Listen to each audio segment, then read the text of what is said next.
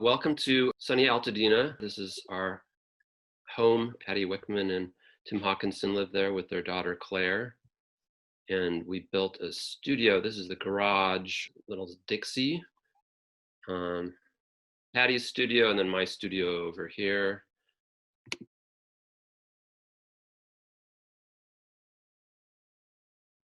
Industrial ceiling and a few pieces. This is my drip drawing pen and suction and a bottle of ink.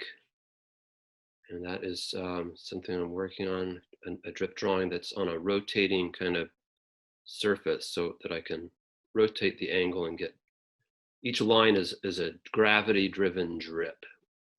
And a lot of the drawings start with little thumbnail kind of sketches. I'm using kind of a circle template with just dots, points coming off of the circle, which determine the drips. So that's a thumbnail kind of that drawing there. Then I've got these kind of body pieces that are molded from different kind of bulbous parts of my body. Here's a mold, silicone and plaster. Another, using just elbows and knees, any different kind of joints to create these angles. Kind of like plumbing. Oh, I should have put in my favorite picture of Joe Biden speaking to the plumbers union. And so these are molded again, and it's this kind of hollow urethane shell. Interested in donut boxes, and there's a jar of digits going. Oh, this is another kind of body bear piece. So this is kind of the next room, a little office area. And these are some kind of violins and a ukulele that I made. Interested in music. Here, this is a sampler that my mom made for my first show in New York back in 1995. It's a commemoration suite. We found this shelving, I guess typesetters shelving, and in the alley where our studio used to be, and then I filled it with little objects, and then the spiders have taken over. And then the last room is the garage that you saw coming in, kind of a workbench or a tool area where I raise a lot of dust and nuts and bolts, and other workstation where I do most of my eggshell carving. There's some carved eggshells, and there's a bin of eggshells ready to work on. Okay, so this begins my presentation. So this is a finished eggshell piece. I think I'm interested in using the eggshell as this object that has an inherent geometry that I'm just kind of stuck with, and creating forms. This kind of refers to a sort of a pine cone form. Another earlier piece, Dorito polyhedron. And so I mentioned violins and my interest in music. I'd taken violin lessons briefly as a kid, and I believe this was my childhood violin that I took and filled with concrete, and then peeled away the wood parts, and was left with this concrete kind of kernel of concrete sound. And this was one of the violins that I had made using a soda bottle, and it is under, I don't know, 100 pounds of pressure. Coke designs their I guess 2-liter bottles to withstand 200 pounds of pressure, which is kind of scary.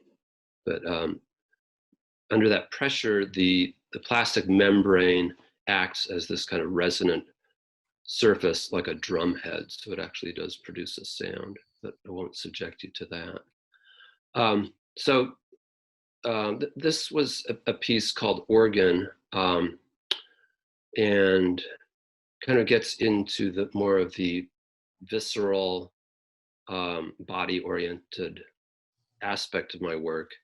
And it's also kind of a play on words. It's from like a Wurlitzer, or actually, well, an electronic organ. So there's all this wiring, and I stripped away the console, the keys, and everything that wasn't wire, and was left with this kind of nervous system. So this music box is probably the first actual sound producing piece that I made, and it is just a very primitive music box using like a aluminum roasting pan as this reflective surface. And then let me see, where's my cursor? I guess I don't have it here. So then there's a cylinder with nails and screws on it, almost like a kind of like a voodoo doll, and it rotates and strikes pieces of metal which produce the sound. And the song that it played was My Favorite Things, very hesitantly. The next slide. So this is a slightly later kind of a bagpipe. But also on the left, you would see the signature chair, but the piece that we're concerned with is the bagpipe, which used a kind of like a piano player role. But so this was kind of a prototype for the Uber organ. It wasn't intentionally a prototype, but I was approached by Mocha. They asked me what I might come up with for this huge building 5, which is the space they have. It's about the size of a football field. And I, having done the earlier bagpipe, thought something using inflated objects and sound would be good for kind of handling that space. This actually is an installation at a gallery in New York. Here is the Mocha installation.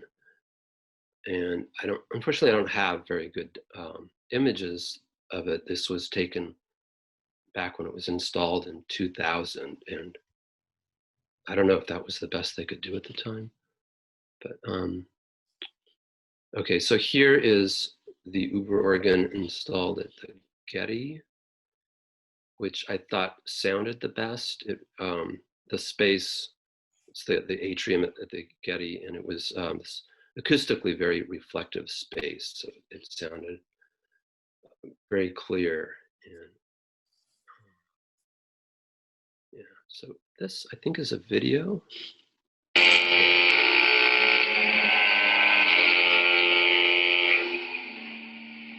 And this also was taken at the Getty.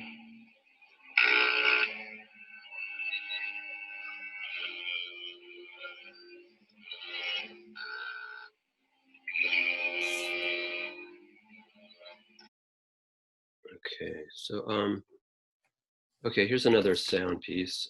More recently, there's a kind of hands-on art science museum in San Francisco called the Exploratorium, and they wanted to do a piece. They have a program called Over the Water. They moved into onto the pier, so they have access to kind of the bay. And this is, it's called Boson's Base. And so this is the whole thing installed on the pier. And I don't know if you can see on the right, there is a blue bicycle that is kind of bicycle frame that's hanging over the railing. And then if you follow kind of the black tube coming from that, it is connected to a reddish orangish shipping container. It's a 20-foot long shipping container that is stuck through a hole in the pier and is in direct contact with the bay. So the water, it's open at the bottom end. So the bay water with the tidal activity and just generally the choppiness of the water, pushes air into the shipping container, and then on top of the shipping container is a bellows made from a bus connector, the kind of accordion pleated bus connector that would join a kind of a double bus. So as the tide rises, it compresses the air in there and it inflates the bellows, and then at certain predetermined times, the air was released to play this.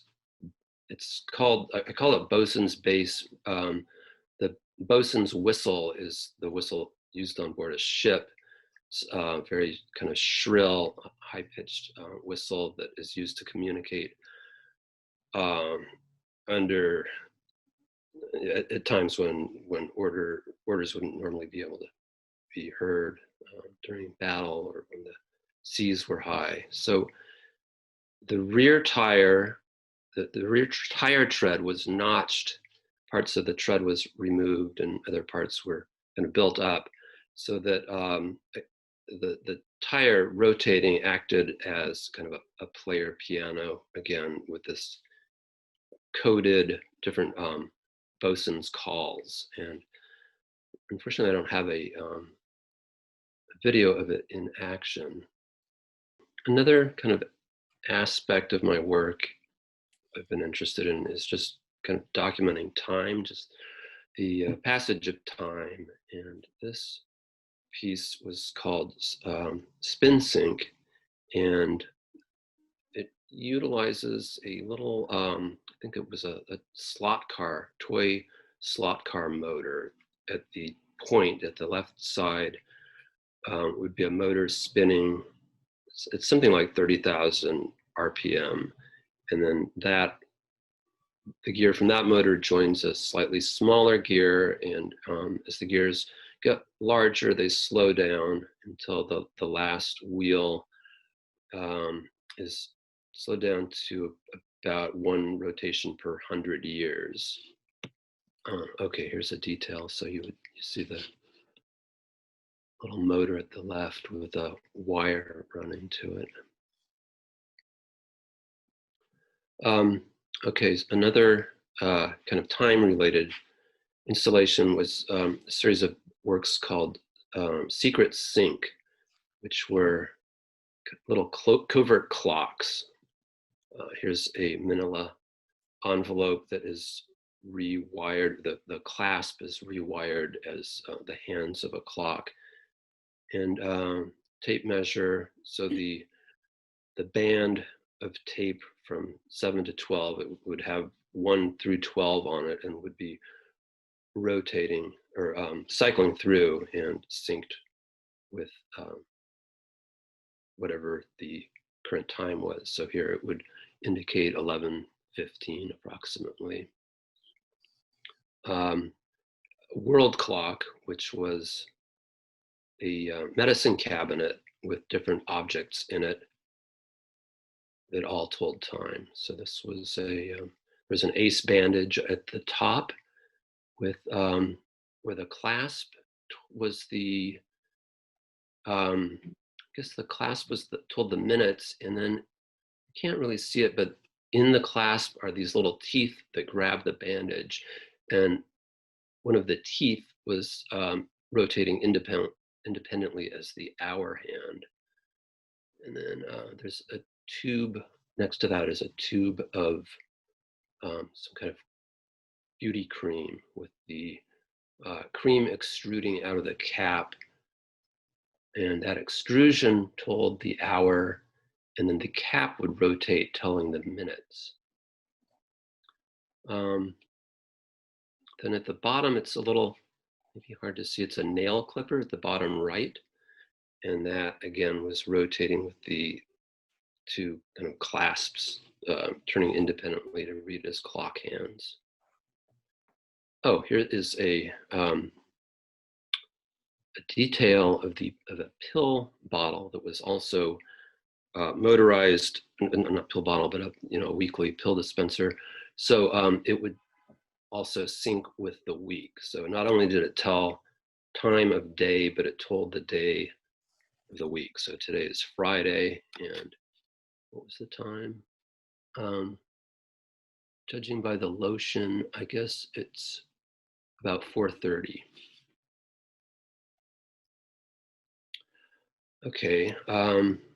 No, I guess there's an aspect of my work, kind of a self-portrait,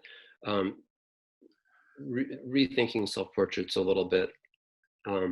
This is Signature from a couple decades ago, and it was a school desk with motors and a cam that I built that kind of robotically signed my name. And I think this is a video. There we go.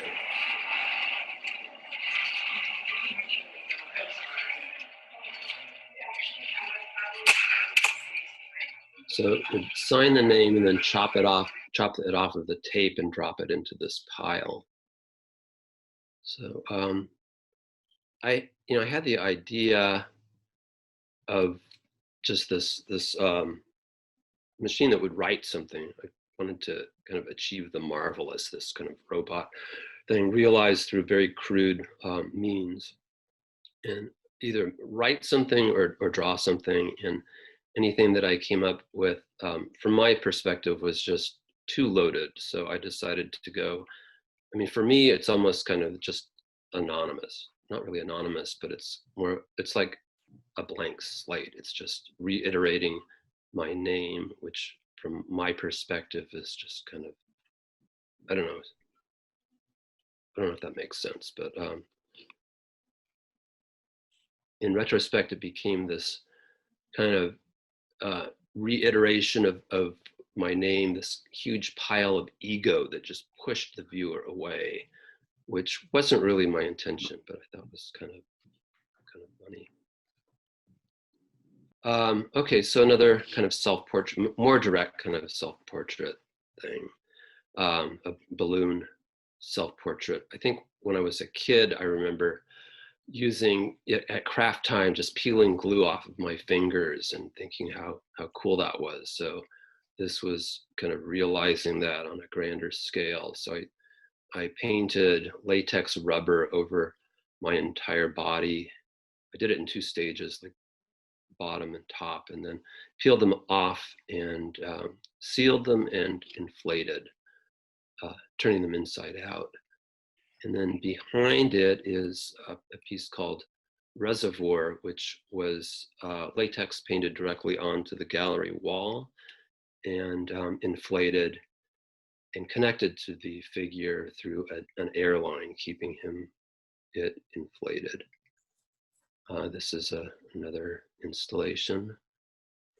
Okay, so another kind of body documentation, sort of self-portrait, is blind spots, which was, I traced the periphery of my vision along my skin just to where I could no longer see myself, just, the maximum amount that or actually the part that I couldn't see, and then photographed all of that and kind of put the photos together to create this map of, it's primarily my back with the 2 points a third of the way down, are kind of my shoulder, between my shoulders, and then down around my butt. So those were my blind spot areas. Then taking that same kind of pattern and kind of drawing it, filling it in with a lace pattern. And I actually met a guy that liked the piece so much he had it tattooed on his body. So that would be just kind of that shoulder area. Okay, this piece is called, it was called Drain and Plug, but it was the first in a kind of bath generated self-portrait series where I subjected myself to a bath in ink, basically. So as the ink was rising and covering myself up, my body up, Patty was taking photographs, and then I took the images and cut them out and layered them together to create this quasi kind of full body scan. And so on the left is the positive little figure that process generated, and the right is the bathtub that was left behind. And then using this pattern, I created another kind of lace drawing, bath generated contour lace self-portrait detail. So this is kind of the inverse of the blind spot idea, where I was depicting all of the parts of my body, or my complete body, as I could see it from direct observation. So it ends just at my shoulders, where I couldn't see anymore. And I gridded myself off, just drew kind of a grid with ballpoint pen on my body, just to keep track of the areas that I had represented. And that process, I guess, it was really maintaining two different kind of grid systems. So that really created kind of a distortion, as well as giving more kind of information, or giving more detail to parts of my body that I could see more easily. So being right-handed, I could look at my left hand with more ease, and gave it more kind of detail. This is a more recent kind of body piece, which was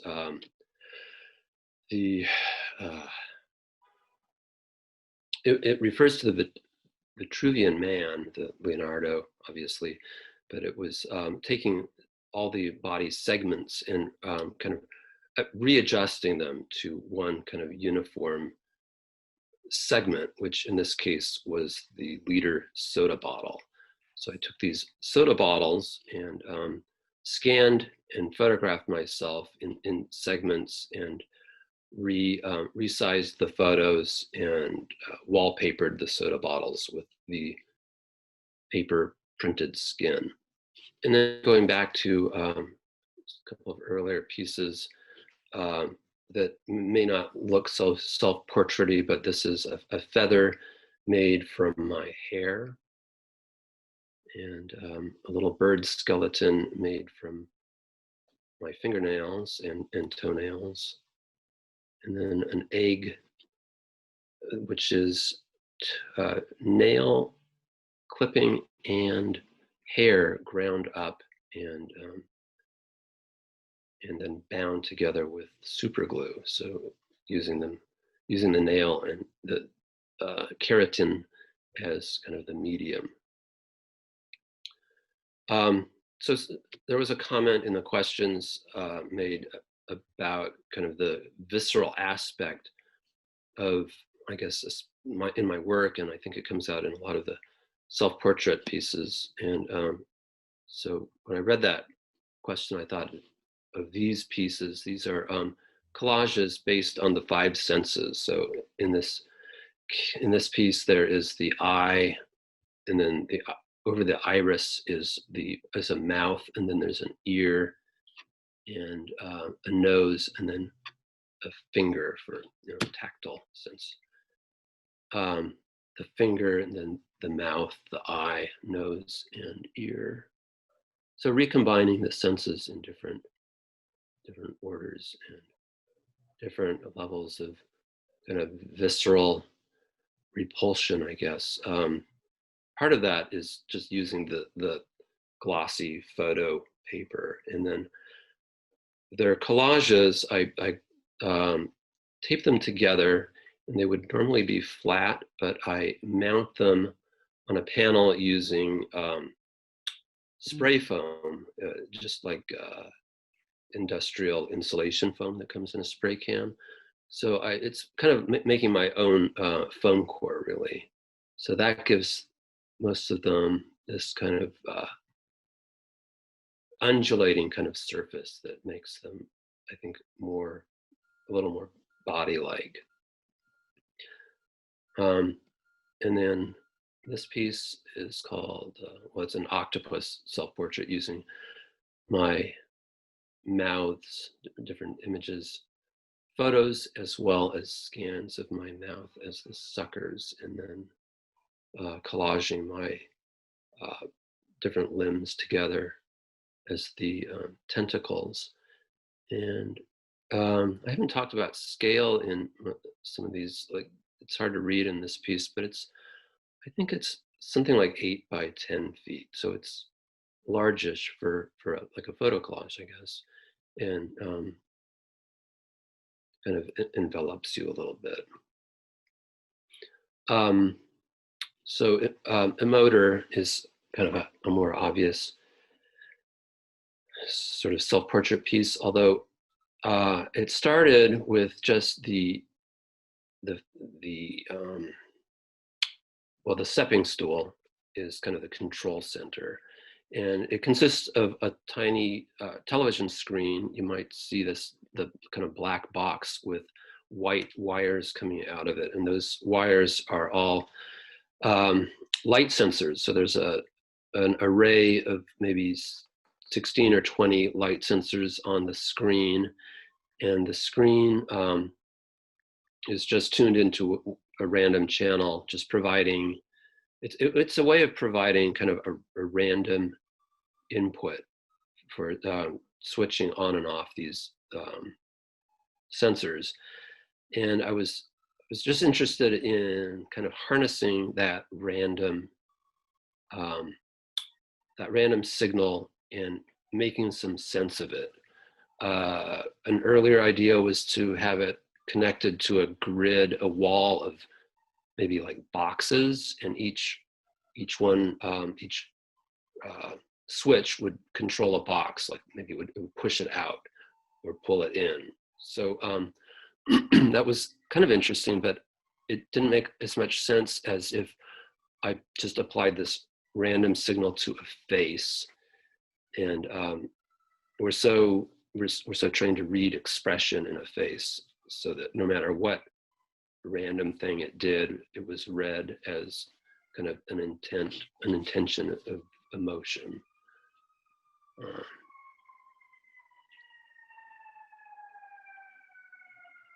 So the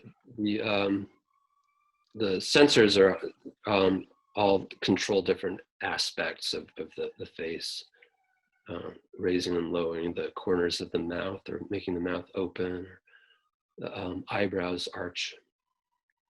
There's a video, and so I had everything ready to go and plugged it in, and so those are the sensors on the screen. So when I first plugged it in, I was really startled by the sound. It's the sensors are connected to these little motors called solenoids. They're not really motors, they're electromagnets, and they have kind of a clicking sound. And when I first plugged it in, I wasn't prepared for all the loud clicking that was kind of resonating off of the back of the panel.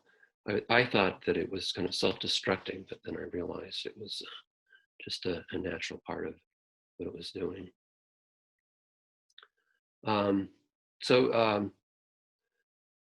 Another self-portrait kind of body piece using my clasped fingers as the kind of tire tread of a bike. This is, I think, roughly 10 feet high by something like 8 feet. That motorcycle kind of segues into this interest I have in machinery or modes of transportation, really, but it's these this aspect of ships, motorcycles, different objects that have all of their inner workings kind of exposed to the outside. So that was something appealing to me about the sailing ship. And this is a really early ship piece I did using a Christmas tree and straightening out the main branches and re-rigging them with sails and strings, knots, and webbing. This is a later ship with I think it was called Mobius ship, where it does a rotation in the middle, the hull kind of capsizes as you go around it. It is, I think it's about 10 feet in diameter, and it's made, the hull is made with strips of door skin. If you're a painter, you're familiar with mahogany door skin. So that's cut up and laminated together. And then another more recent feather motorcycle. This was called Sherpa, and it's modeled after the Sherpa bike. It's I guess a dirt bike made by Bull Taco in the 60s. This is an object, it's called Klein basket, and I'm gonna turn it on. There we go. So it's just like a bamboo woven basket form based on the geometric model in geometry called the Klein bottle that is similar to a Mobius strip, but in 3 dimensions, where it's a 3-dimensional object where if you follow this the exterior surface around, you wind up inside the object. And all the models that I had seen of the Klein bottle seemed a little bit flawed because of the way the neck would penetrate the side. Whereas in a basket model, it isn't so much of a penetration as a just kind of a commingling of surfaces, if that makes sense. So this is a model of a piece called Bear that I did for campus and for the UC San Diego campus, Stewart Collection, Sculpture Garden. And I guess early going through the desert and seeing these beautiful kind of weather polished granite boulders appealed to me and gave me the idea of an object made out of boulders. So in this case, a bear.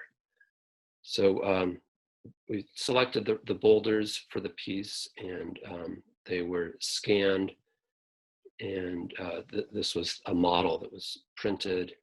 I took the individual pieces and assembled them into this kind of bear configuration. And here the torso boulder, which was the hardest one to find, was, I think we located it finally on a quarry in the Pala Indian Reservation. They were happy to get it off of the, get it out of the quarry. Because I guess with these large boulders, they are too big to really use in like landscaping or anything. So most of them are just pulverized and used as gravel. And here's the head coming in, and there it is installed with Patty and our daughter Claire 10 years ago. And this is kind of playing off of the bear form, a more recent piece. It's actually a mobile where each kind of cub is suspended in the mouth of its parent. And I think there are 12 generations going down to this little rice-sized baby bear. Another kind of body form, and I included it specifically because somebody had a question about, I believe, this piece and the visceral nature of my work. And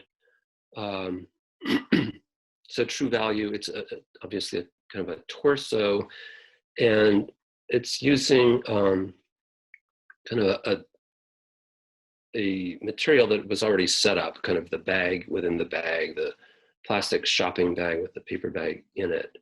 And as often kind of happens when I get an idea, I'll just sort of misread a situation or kind of misinterpret it. And I saw the kind of white plastic bag as well, I'm sure we've all kind of seen that kind of t-shirt form in the plastic bag structure. So I took the bags and filled them with that urethane expanding foam, and created, by taking two halves and putting them together, created this kind of torso form that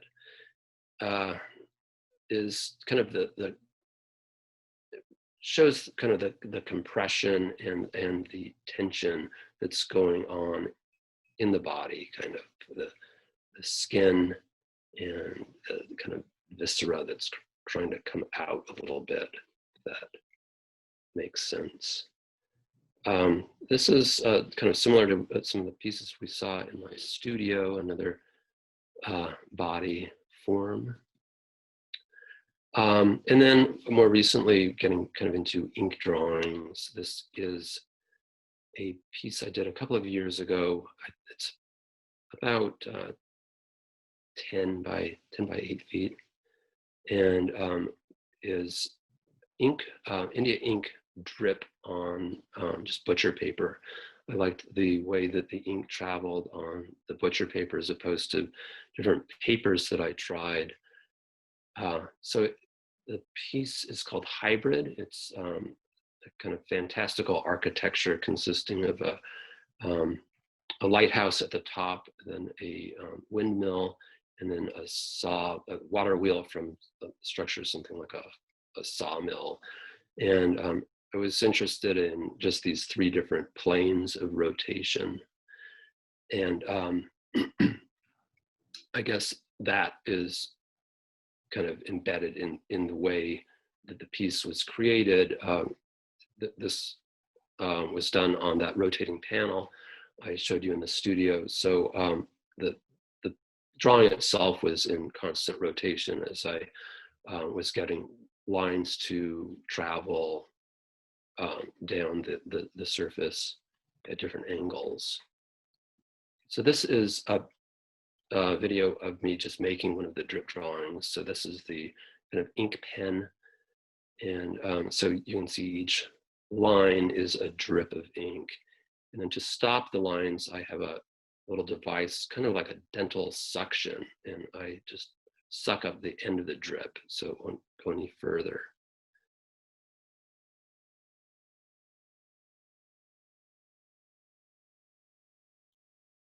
And you can see it's the drawing is composed of really just 4 circles.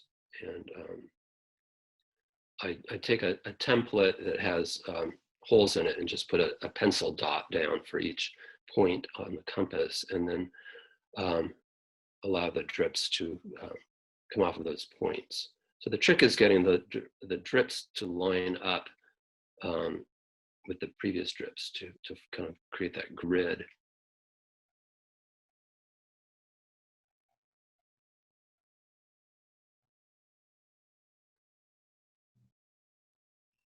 And there you have it. That's a piece that I did for a gallery in San Francisco this summer.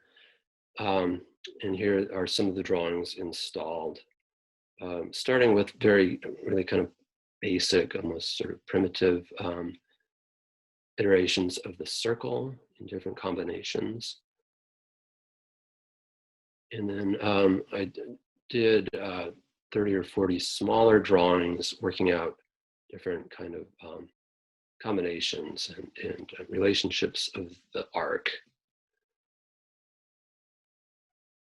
And then finally, these are larger drawings that got a little more complex, and consequently almost feel kind of totemic or anthropomorphic. Oh, okay, so that does it for that presentation. All right, well, thank you. Thanks, Tim. We'll see you more further on. Yeah. Go for it, Patty. Okay. Let's see. I'm gonna start. This is walking into my studio, just on the other side of Tim's, and just an overall view of the space. So this is a painting that's behind me right now that is a study from a larger painting, an after study of a larger painting that I've been working on and off for a while. And this drawing that is a to scale drawing that I'm working on for a painting I'm about to start. And I'll talk about that more a little bit later, but you can get a sense. I've been doing these to scale drawings for a while now before I start the paintings. And they become a little more elaborate over time and detailed. And I always have a wall with images or part of a wall that I'm interested in. So there are several, those are the photographs on the right for the painting that I'm working on right now, and several ideas that I'm working with. And sometimes they stay up for an extended period of time. And I really think a lot about how an image like comes to my mind, or an idea for a painting, and what stays with me over time is important. Sketchbooks, and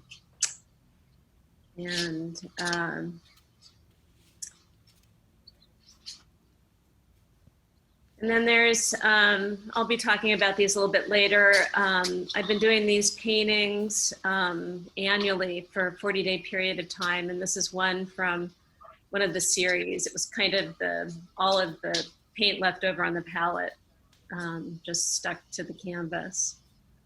So my studio is very dense. You can see toilet paper for COVID in there. This wall has that framed piece is a hair wreath. I'm really interested in objects that were made in the Victorian era out of hair. And this is a drawer in my studio. I collect a lot of things on walks that are of interest to me. A bulletin board that includes, there's one of Tim Lowley's paintings.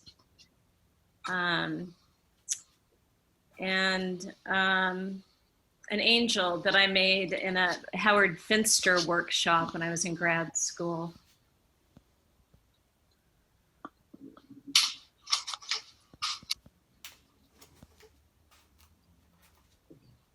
And I like to put up a lot of things that inspire me too in the studio. This is a painting from a series that I've been doing based on our daughter, and especially starting when she began her teen years. And these are some of the the paintings, the 40-day paintings. And a workstation that was our daughter's for a while when she was younger, kind of an altar tour right now that I haven't been able to move. And more studies for paintings. So I put together kind of an overview of the last, really, well, this goes back maybe 55 years. This is an early piece of mine that I made, a Madonna and Child. A lot of my work comes out of some of my earliest experiences of art, which were in church and looking at the artwork that surrounded me when I was in church. And I'm going to go through some of these influences kind of quickly. I was really also strongly influenced by my older siblings, who both went into the medical profession, and was always interested in the human body. And there's something about these images that anatomical models that become like these kind of openings into the interior world and the working of the human body that interests me. This was a drawing that I did as an undergrad, and it began this kind of links or set up links to work that I'm doing now, even of pulling images from my past and from my experiences and combining them with contemporary images and historical images. So when I went from being an undergrad in a program that was really very technically based to one that was much more conceptually based, I was really struck by, first of all, the absence of figurative work in the world at large, in contemporary art world. This was in the early 1980s. And then struck by work, performance work, that for me became this really interesting lens into how the body might operate in art and figuration in a contemporary way. So I was interested in Joseph Beuys's performances and Chris Burden's endurance performances, which had these links, I thought, to martyrdom and kind of pushing the body, the limits of the body. Anna Mendieta, these videos of her sweating blood. Eric Fischel was a visiting artist when I was in grad school, and we had a horrible studio visit, but it also made me realize the way that he was using the figure was, again, this kind of eye-opening way at the time, and building narrative within a painting, how to tell a story were all really important issues for me to start dealing with. So the other thing that Eric Fischel said at the time, because I felt, again, like there was this absence of the kind of work that I wanted to do in my environment, he advised me to start looking at work that I was really drawn to and putting those images up in my studio space and thinking about the entire history of art making. And so the following sequence are a lot of artists that I've looked to over the years that are important to me. And I'll just go through them quickly. They also span, I put them chronologically in terms of thinking about the liturgical calendar. And that has had a huge influence on me, both in terms of content and the idea of ritual and of moving through a whole cycle of a human life within a year's span, and thinking about one's mortality. So this is Piero della Francesca, which is one of the only images I'm aware of the pregnant Madonna. George Latour. This is a teeny tiny painting that I happened to come across at the National Gallery in London by Gierken Tatsenjans. Fra Angelico's painting of the Mocking of Christ. Another, I think this is Gierken Tatsenjans, again, a very, very bloody Christ.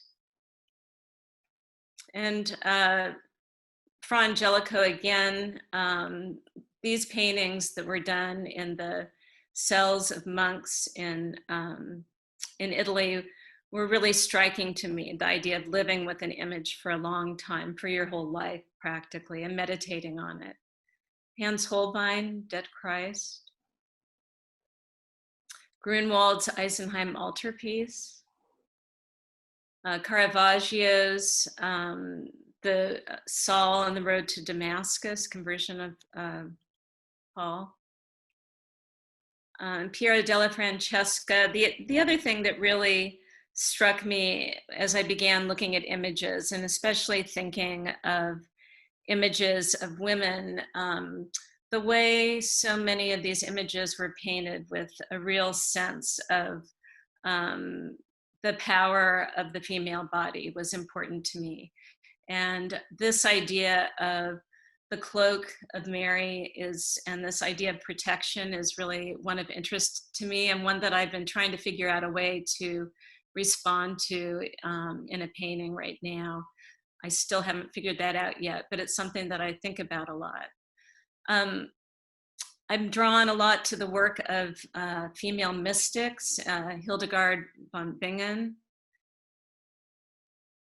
and then very personal paintings. This was a painting that Goya did for his doctor after he healed him. Cindy Sherman also was really coming to attention when I was in grad school, and the idea of using herself and examining this idea of a persona was important to me.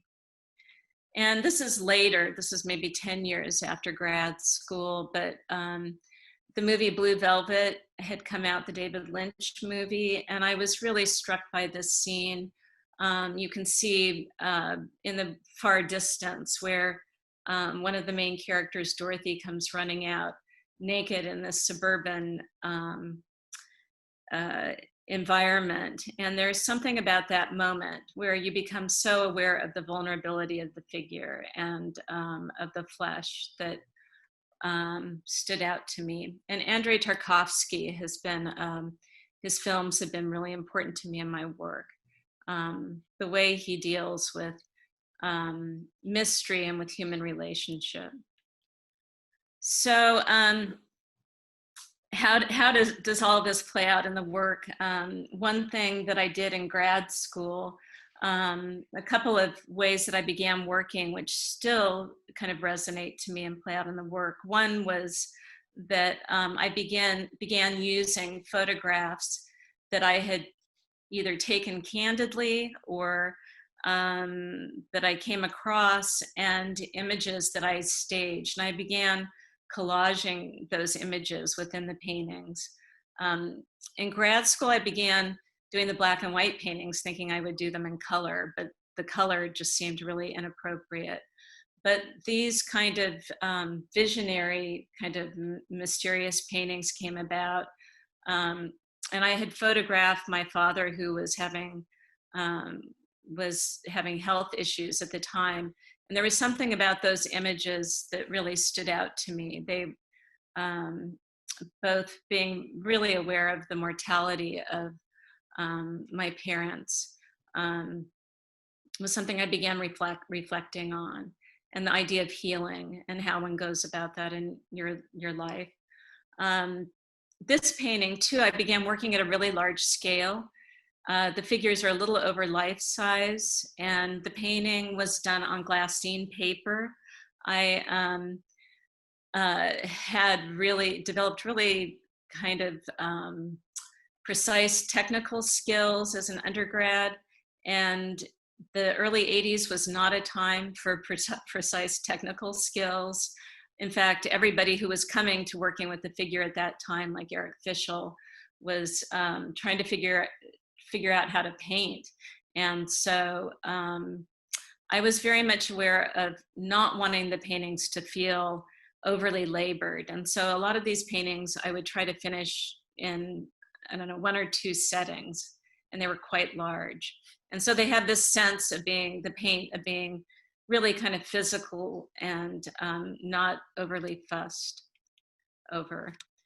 And then this painting was part of a group of paintings that I consider to be like gifts. So I walked in on my mom doing this. It was her way of getting like 20 minutes or an hour's rest in 20 minutes and a cheap, inexpensive slant board. She would use the ironing board.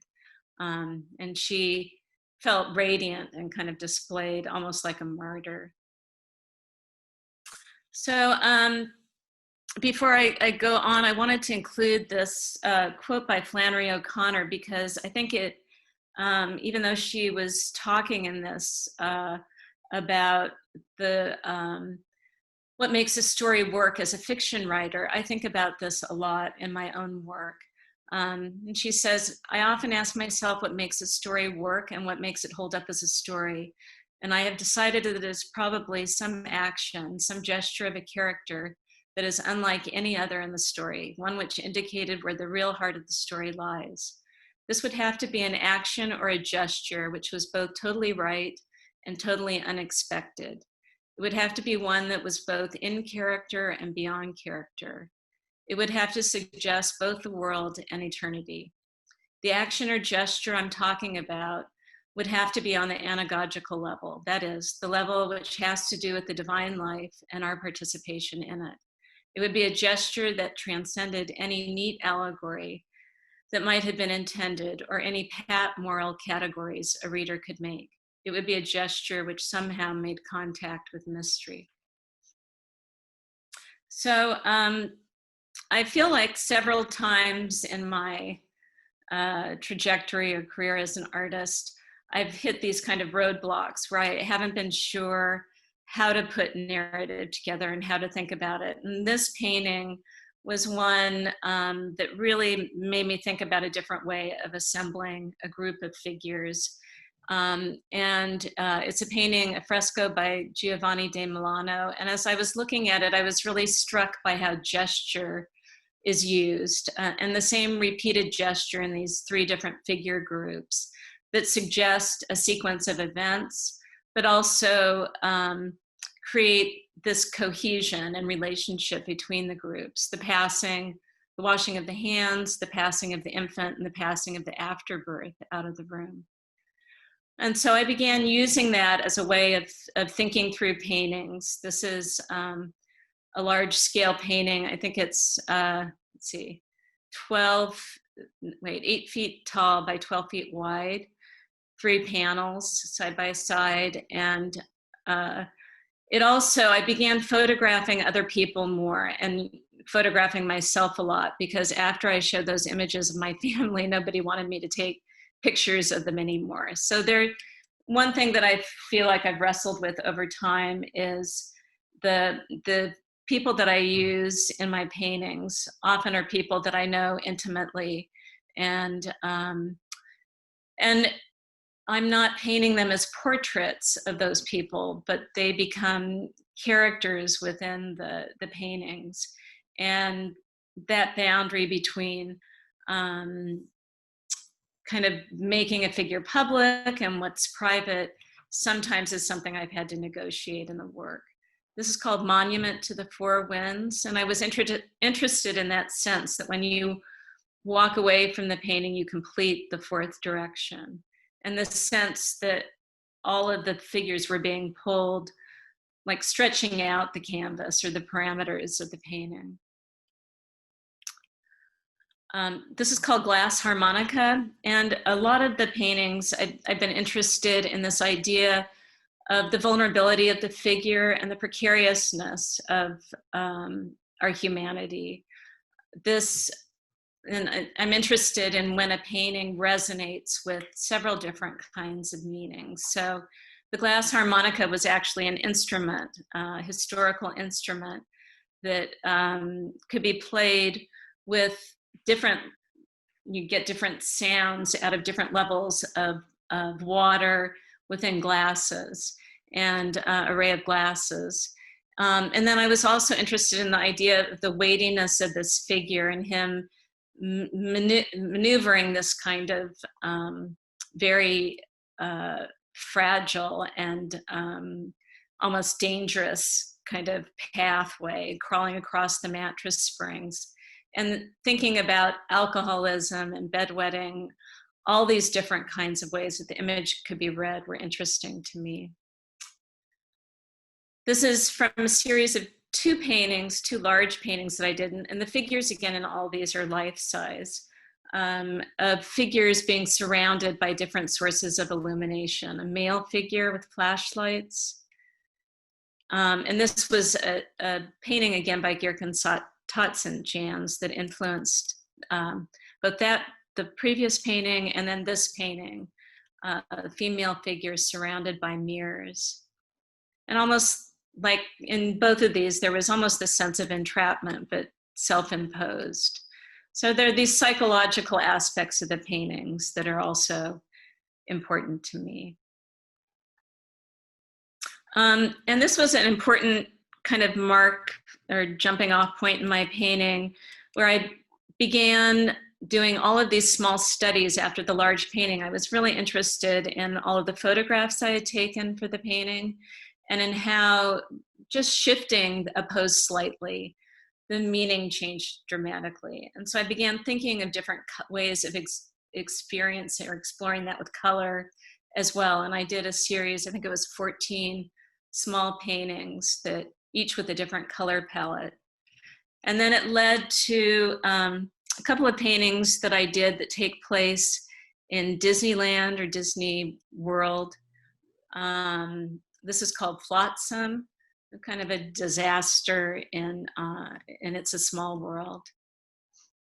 And I think of these in a very kind of performative way. I think about those spaces, like the sound, the music that would be playing within that environment. The figures, I'll go back, especially at the bottom left-hand side, were inspired by this Masaccio painting, Adam and Eve's Expulsion from the Garden of Eden. And then this was the painting that you saw in that view of my studio when I showed the studio. It's called Struggle Garden. And these two young girls that are wrestling within this environment, and that gesture and kind of the reading of that gesture was informed by these two paintings by Giotto at the Scrovinghi Chapel in Padua. So, in very different images that are across from one another: Christ, or Judas betraying Christ, and Anna and Joachim at the Golden Gate. Sometimes when I look back throughout art history too, I'm surprised by different images. And this Botticelli painting, where the La Primavera, where the woman has flowers coming out of her mouth, inspired this painting called Flower Bed. So there are flowers going into the figure's mouth, the male figure, and coming out of his anus. And the woman is kind of feeding into that cycle. This is a photograph of wedding gifts being displayed that inspired another painting, and a book of people throughout the world displaying their possessions that had an impact on this painting called A Thief in the Night. Now I'm going to move kind of quickly through these, but again, this sense of time is really important in the paintings, and of multiple events occurring multiple times being taking place within a single image that interests me, and that I think about as I look at historical images like Las Meninas by Velázquez. This is called Anonymous with Saint Agatha. And there's a Zurbaran painting in the background of Saint Agatha, who, as part of her martyrdom, had her breasts cut off. And the woman, the contemporary figure, has her face and breasts and genitalia digitalized, and then silicone breast implants in both of her hands. And it was the first time I'd returned to using the figure, the nude figure, especially the female figure in the work, in a long time at that point. So some of my paintings begin, and the ideas for them begin in really kind of innocuous ways. I was at a flea market with Tim, and we saw this young girl sleeping at a card table. And I did this drawing really quickly of her on a paper bag. This was pre-iPhone. And this painting came out of it that I staged, called Passion Painting. And again, one of those moments where everything is about to change. The rooster is crowing, the dog is alert. Behind her head is a passion flower vine that's been bifurcated and flipped. And I've been using that in a few paintings too. I was interested in this painting in particular, how it functions like a Rorschach pattern, and her dreams being focused on this idea of passion. And I was thinking specifically about the Passion of Christ, but it can be read in multiple ways. This is a smaller painting that I did based on that idea after I did the larger painting, and thinking a lot about these gift drawings done by Shaker women for a period of 10 years in the mid-1800s. That their production during that period of time, the visionary drawings, have been really important to me. And they dealt with that idea of symmetry. It's a common kind of, I guess you could call it a trope, but it I think deals so much with the symmetry of and asymmetry of the human body. And I feel like I'm very much pulled towards that. This is called Outside the Garden. And in the image, because some of it's hard to read immediately, there are several, the male figure, the central figure, is looking outside at this light source, but then there are several animals within the painting as well, who are all turned towards the light as well. This is called Summons, and several of my paintings have dealt with this idea of coming of age and the idea of an adolescent girl kind of finding her voice. And in this painting, this wave is coming up behind her, and she is facing away from it, but she's also kind of coming up, facing those fears and coming up with her own voice. And in the paintings around this time, I really began thinking more about the application of paint and this idea of these very thin passages of paint combined with areas that are more fully developed and articulated. This is one of the few times where I've done a painting based on an actual historical image of the Annunciation, and this is called Overshadowed. And it depicts the same girl who was in the last painting, who is reenacting the scene of the Annunciation in her own room. And at the left-hand side, her bedroom is very disordered, and it becomes increasingly calm on the right-hand side. And she's projecting the image of a dove on her abdomen. And I was thinking about different historical interpretations of those images. So around this time, I began this practice of doing a painting a day during the 40 days of Lent, and which comes just before Easter. And it became a way of moving away from these paintings that took so long to complete, and seeing what I could do within a day's period of time, and giving myself up to the idea that something would come along each day that would somehow be meaningful to me. So the paintings also really were about everything that was around me and in my field of vision that day, or that I thought about, that I experienced. So they could be things like, this was our back porch and 2 mosquito hawks, or a mouse that my cat left for me, dust. This is a detail of a painting by Zurbaran. And this is one of the installations of the 40-day paintings at the Cathedral of Our Lady of the Angels in downtown LA. So you can see how much they vary. And another installation of a different 40 days from another year.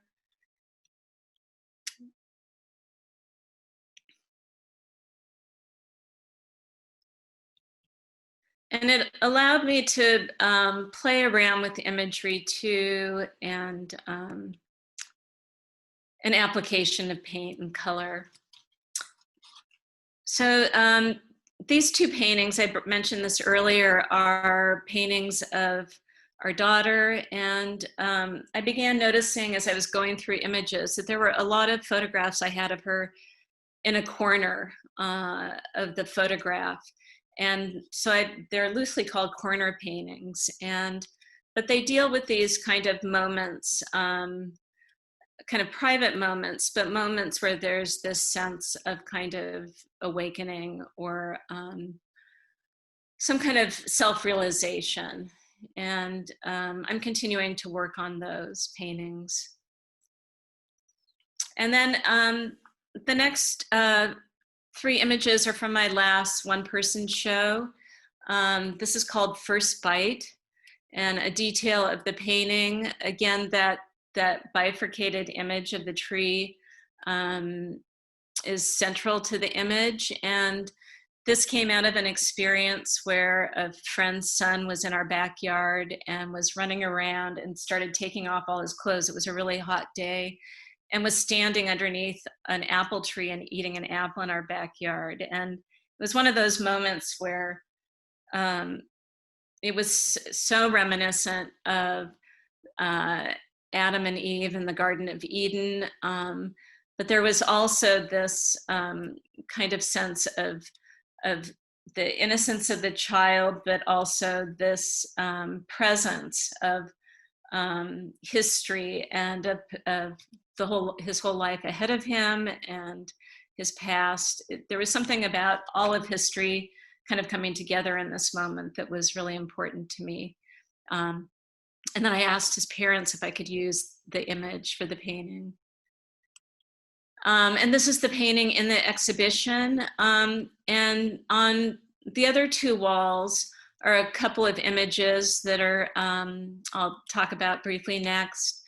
They're called Circumscribed. And this is a really large scale drawing. This is a drawing that I did in preparation for the painting. And the idea for the painting came about when I was out with my daughter and one of her best friends when she was quite a bit younger. And they were playing underneath this manzanita tree. And they were running around in circles. And there was something about the manzanita tree, this is the painted image, that really stood out to me. The color of the bark is this, it's a darker red than this, almost bloody red. And the bark peels. And there was something about the light of the tree that really stood out to me too, the flickering of the light. And when I came back with the images that I had taken, the images of my daughter's friends stood out to me. And I ended up using the same figure under the tree, both moving away from the viewer and moving towards the viewer. And she, on the left-hand side of the painting, her hair is kind of getting stuck in the leaves. There's almost this dissolution of the image. And that idea of them moving around in circles or defining the limits, the outer boundary of the tree stood out to me. So when I'd worked on this drawing for so long, when I first started the drawing, to kind of find my way within it, I ended up drawing every single leaf on the tree. And the drawing became something more important to me than any of the past studies for my paintings had become. So I ended up including it in this show. And this is the drawing that I'm working on right now, which takes place actually in the same location as the painting of the young boy, the First Bite painting. So it's a raised bed, a planting bed in our backyard. And the summer that I was working on the painting, the First Bite painting, our dog went out and laid in that bed. The bed didn't have any planting in it. And our dog is brown and the soil was brown. And then this tree behind the figure of the dog will also not have very many, if any, leaves on it. And I'm going to close there. That was really, really interesting on both parts. And part of what's interesting to me is seeing some interesting crossover between your work, conversation between your work. Do either of you want to speak to that? Well, we always used to say that our work was different enough that we didn't feel like we were stepping on each other's toes in using imagery or anything like that. And I mean, it's great living with an artist, and Patty is always the first person that I go to kind of bounce an idea off of. I think, you know, the basic common interest we have probably is our faith. So maybe some of the shared imagery would obviously be coming out of that. You know, I think there's a relationship in both of our work, our interest in time. But yeah, I would agree. I mean, I think that both of us have kind of used images too that that speak to art history as well, and a lot of those roots are in maybe rooted in theological issues too that we return to. And then you've been a great model.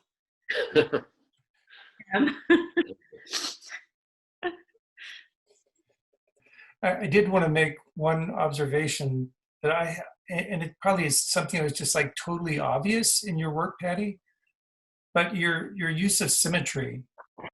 You addressed that somewhat in your talk, but I didn't really notice it until fairly recently.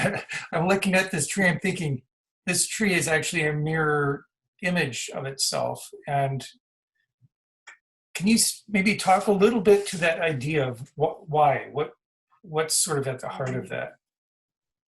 So I forgot to mention, when I was beginning the paintings for my last show, I was thinking a lot about the tree of life. That was important to me. And I mean, it's interesting that whenever I've used symmetry, it's all been in relationship to trees. So I think, you know, when I used it the first time in that painting, Passion Painting, it was a way of dealing, like thinking about the idea of the passion of Christ and using it metaphorically. The passion flower has this really ornate symbolism to it. Like every single petal, like if you look it up, every single petal and all of the parts of it have been, you know, very very specific symbolism has been attributed to it. And rather than representing them, at first I was going to represent some of those symbols with images, a little bit like the Fra Angelico painting of Christ with these instruments of the Passion around him. But there was something about the symmetry of that made me start thinking about Rorschach images. And there's this, I mentioned earlier in the talk, there is something, I think, physically that I feel when I'm in front of a symmetrical image that feels like it aligns with my own body in a way that has this really strong pull physically, and maybe becomes also this both this visionary, creates a visionary kind of aspect to the plant, the tree, but it also there's something about it meets, it's very hard to articulate, I think. It meets some kind of really kind of primitive need in a way, or it also transports it. It makes it more important, or elevates it within the painting too. One of the questions that I thought was interesting in my questions, I don't know, Tim, if you have anything that you wanted to go back to, but that idea of figuration and how it cycles through like what people are interested in the art world. And it has had its moments, its high moments and its low moments. And we're currently in a period, I think, where it has this resurgence and this really, in a really interesting, more inclusive way, where so many people who are dealing with the whole history of painting and thinking about how they might be reimagined and included in it, you know, it's really been important in that way. But I think having worked with the figure for a long period of time, I have to just not pay attention to its popularity or lack of popularity. Just kind of, you realize that you do what is meaningful to you and what you feel called to address in your own work. Well, you talked about your experience in grad school and its influence, and that leads me to a question for Tim. That is, what was it that has led a very, I don't know if all of your work, but a whole lot of your work is self-referential in some sort of very, sometimes funny way, sometimes cryptic way. What was it that sort of prompted that? As if there was some sort of exterior influence or conversation, what would you say about that? Well, I don't know if I really explained it very well. It goes back to, like, I guess what I was trying to express with the signature piece and using my own signature. I'm presenting these pieces for the viewer to kind of experience through their own set of experiences. So I'm just kind of a stand-in for this particular situation and asking the viewer to kind of come along and feel what that's like. So I don't think of them so much as self-portraits as just using my body as just another kind of found object, another material that I'm forming or experimenting with.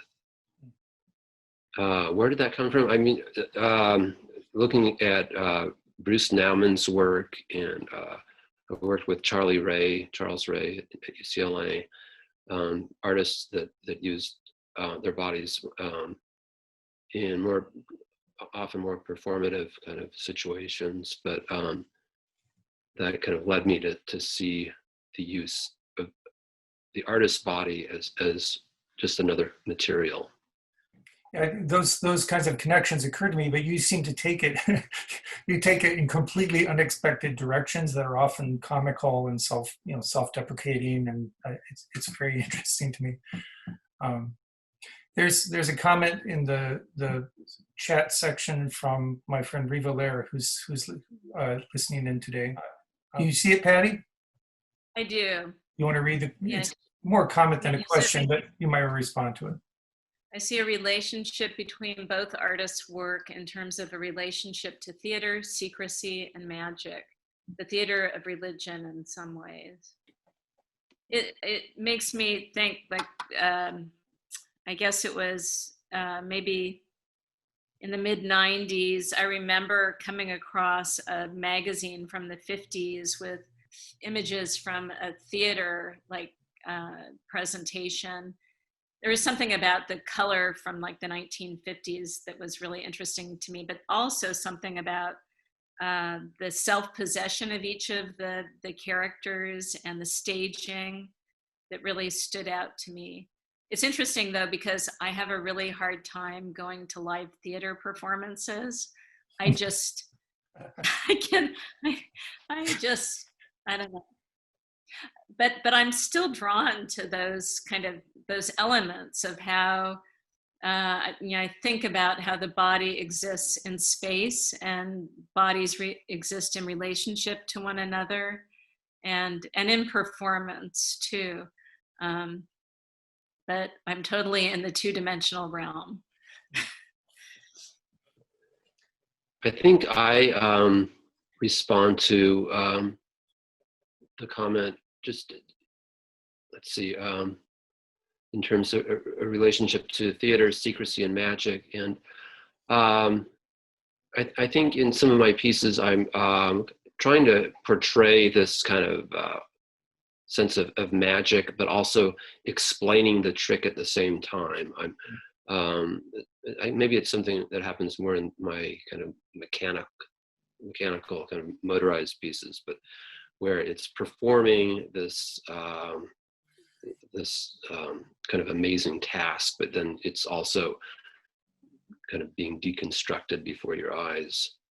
Oh, just it makes me think about Tim and I just had a conversation a couple days ago about magical realism, and I still remember the first time I read Gabriel Garcia Marquez, and being so like moved by that. And I think that is for me like that whole idea of working in a realistic manner, but in a way that feels kind of outside, that shows you how everyday experiences can be not feel very realistic too, can contain elements of mysticism or surprise or magic that you don't anticipate. Yeah. If you're open to it. And maybe it's just getting a little bit older, but it feels like there are more and more kind of occurrences of unexplained phenomenon in everyday life. I don't know. Life is starting to seem more and more surreal. I halfway expect those tools behind you to confirm what you're saying. Don't you hear them?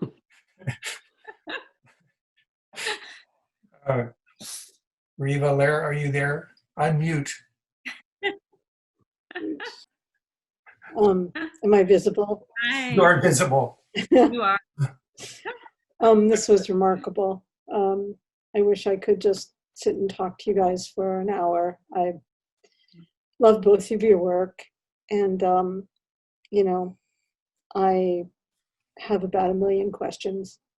But I was, in terms of what I asked, I used to know Ricky Jay a little bit, the magician. Mm-hmm. And Ricky and I would talk sometimes about ethics of being a magician, of when you start to fool people, you're giving up your ability to be trusted. And for you, Patty, I was thinking about the way that your images have a kind of, and this is not pejorative, but an intrusive feeling sometimes, like you're filming people when they're unaware, you're depicting people when they're unaware or in a state of privacy. So that's what I was seeing in both of your work. It's like, what are we thinking about the ethics of the artist? Are we being invited into something that we should believe or not believe, be in the presence of or not in certain ways? So this was fantastic.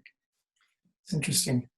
Riva was one of the earlier interviews, and Riva and I are practically brother and sister.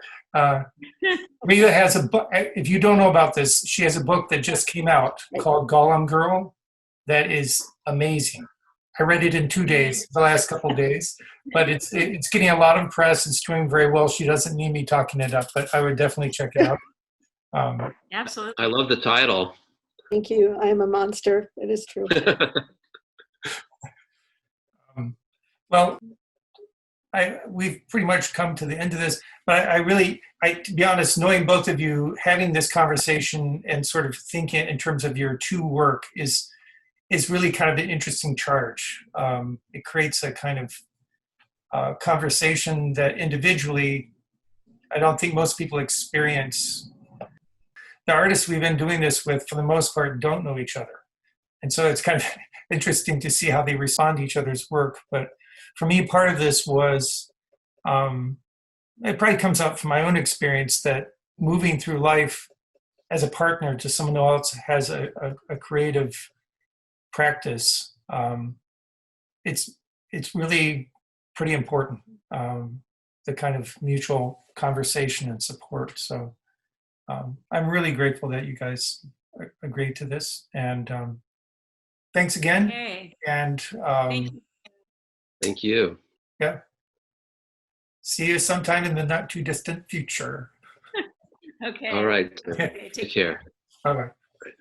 Bye. Bye.